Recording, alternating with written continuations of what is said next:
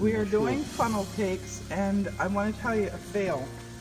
After you do your first one, which came out perfect, we had the temperature up at 350 when we put it in. We didn't wait for the temp to come back up to 350.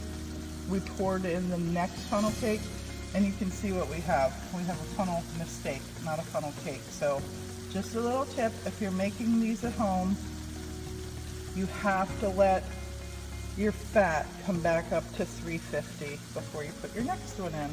Look at, oh, yeah.